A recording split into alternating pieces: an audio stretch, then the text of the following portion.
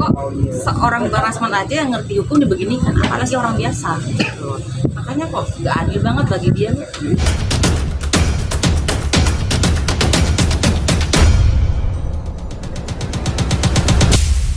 Sebenarnya gini ya, 3 tahun yang lalu tuh kita udah diskusi nih sama Rasman. Kayaknya udah deh jadi pengacara, kayak capek gitu kan pengacara. Itu udah kita omongin, nanti ya Allah nggak bohong saya. Kenapa? Karena kok sebegini banget. Yang ingat nggak kita dulu tuh? Yang kasus yang kita nggak kenal dengan orang tersebut, kita fitnah sama dia, digoreng-goreng, dipanggil ke podcastnya, dan itu rata-rata tuh yang dipanggil ke podcastnya itu orang mantan-mantan bekerja dengan kami, yang itu dibayar, ingat ya, dibayar mereka itu buat menfitnah Abah. Kenapa? Karena saya tahu dari driver saya yang lagi bekerja 8 tahun sama kami, dia setia. Jadi dia bilang, saya diajakin nih ke podcast yang anu gitu, ngapain dibayar 3.000 kayak gitu. Nanti kalau misalnya setelah itu kami dikasih pekerjaan. Nah, kok sebegini sekali kah? Air mana kita dibeginian? Air mana? Oh. Nah, dan prosesnya dari awal CNN mana CNN?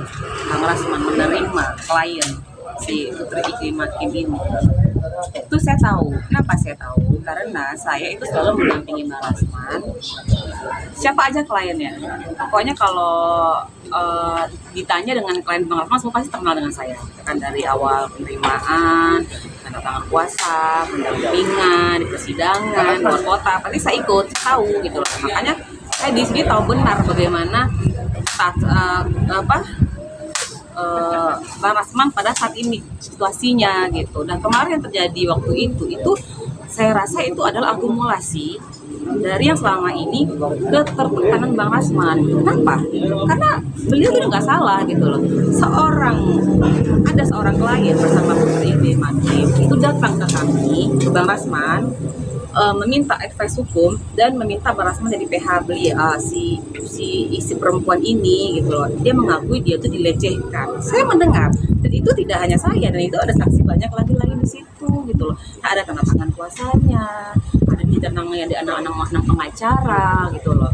Terus kemudian apalagi di Kementerian PPA, di situ dia menangis, di situ mengadu dengan Kementerian PPA.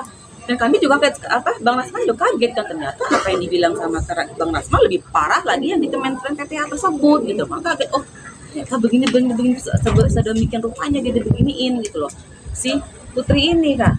Nah kemudian ada tekanan lagi, si Putri ini kan mencoba percobaan bunuh diri kan, dan itu dikirim ke kita foto-fotonya, tangannya, lehernya, segala macam. Nah itu ada buktinya semua, dan itu ditutup oleh pihak kepolisian itu. Dari situ aja kita udah mencium bau-bau yang memang ini suatu kasus yang dipaksakan gitu loh. Nah makanya saya ketika Bang Rasman seperti itu, saya merasakan emosi yang dirasakannya, karena gimana lagi dia mau dapat keadilan yang benar-benar jujur gitu loh, kalau nggak di pengadilan ini gitu. Dan awalnya pengadilan itu kan penetapannya kan persidangan terbuka, dan makanya juga datang kan, dan itu terbuka kan, diboleh live kan. Kenapa di saat sidang yang keempat ini khusus si HPH itu tidak boleh terbuka sidangnya gitu. Dan saya nggak malu, kami keluarga tidak ada malu sedikit pun, tidak khawatir sedikit, tidak ada, karena kami tahu bagaimana kedudukan Bang Rasman sekarang ini gitu. Dan itu beliau tidak salah sama sekali, jadi hanya dikriminalisasi gitu. Tapi khawatir Bang Rasman kan banyak mendapatkan serangan dan juga laporan-laporan polisi juga, ini sebagai seorang istri yang selalu setia nih setiap mendampingi. Ya, saya khawatir pasti ya, yang lebih tahu hukum itu kan beliau kan. Saya hanya memberi support, doa untuk Bang Rasman agar semua ini cepat terselesaikan, diperlihatkan oleh Allah bahwa kebenaran itu ada di Bang Rasman. Tapi sempat ini nggak sebagai seorang istri, ngobrol nggak ketika sedang menghadapi masalah besarnya? Tahu kan ini?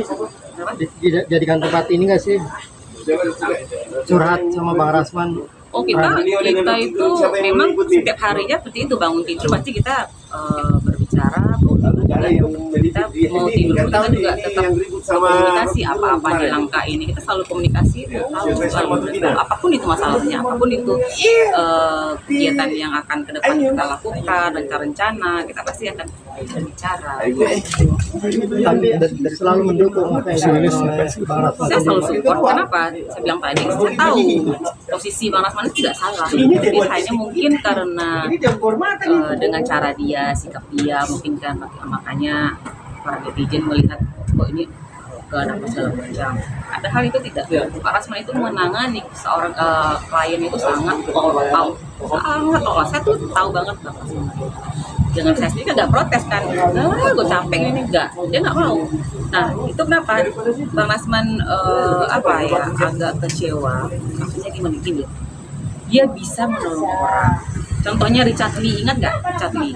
Pagi-pagi dia di Palembang di rumahnya, dia diangkat, digotong, dan dibawa ke Jakarta, dan dimasukkan ke itu kan.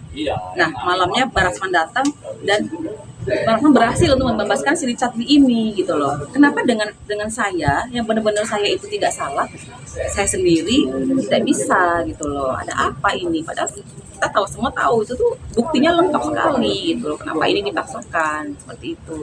Oke, Mbak Ade, apa melihat ini kan bahasa udah dibekukan, kemungkinan terburuk kan nanti dicabut ya.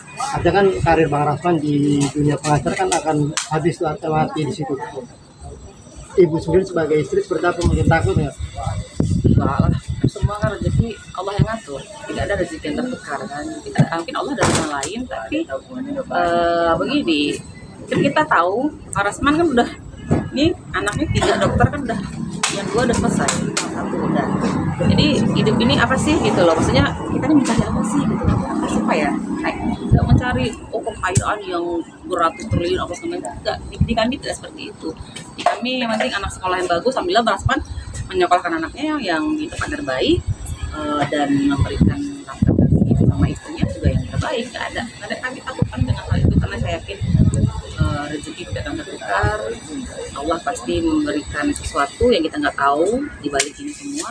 Apa itu nggak tahu, saya yakin pasti ada rencana yang baik oleh Allah buat kami semua.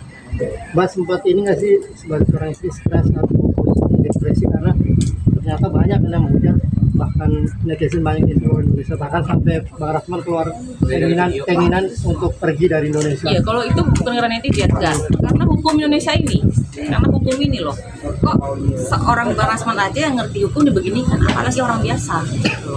Makanya kok nggak adil banget bagi dia. Mungkin Indonesia kok bukan hukumnya oknum itu lah, di hukum oknum itu lah ya, kok sebegininya dengan saya gitu loh. Jadi kayaknya lebih enak ke itu deh. Kita karena Bang Rasman kan kuliahnya kan di Malaysia, jadi kita kan juga sering bolak-balik ya, sampai saatnya juga sering kan. Nah jadi apakah nggak pindah ke sini aja gitu kan, kayaknya lebih nyaman di sini, di luar Indonesia ini gitu loh. Kayaknya ada keinginan seperti itu gitu. Kalau netizen mah enggak lah, Bang Rasman paling kuat lah, nggak pernah dia mikir soal netizen, mah orang bukan nggak kenal juga sama dia, sama netizen juga nggak pernah, nggak minta makan sama netizen kan gitu. Jadi kita hidupkan dari media sosial juga kan. Ya, Bang Rasman kan kalau Mbak sendiri terganggu nggak sih dengan hujatan atau ini? Kalau saya awalnya terganggu dulu pertama-tama kali itu masih kaget sampai saya pindah ke Medan waktu itu kan, karena dikocor terus, saya nggak kenal sama orang tersebut, kaget lah saya kan. Emang bisa terganggu dengan sama anak, sudah terganggu pada waktu itu, makanya kita pindah. Tapi lama-lama ternyata komen-komen begini ini memang sangat buruk nih. Ada yang tim buzzernya, ada yang ya kita tahu lah bagaimana yang kaitannya orang SDM rendah, bagaimana cara ngomong, bagaimana. Terakhir saya juga tidak mengusirkan hal seperti itu. Serah mau ngomong apa, kenal juga enggak ya, paling ya dia berdosa membicarakan kita kan, pahala dia, kalau dia punya pahala transfer ke kita kan, karena dia membicarakan, menghujat kita. Saya nggak mau pusing lah dengan omongan netizen, terserah mau ngomong apa gitu, nggak mau pikirin.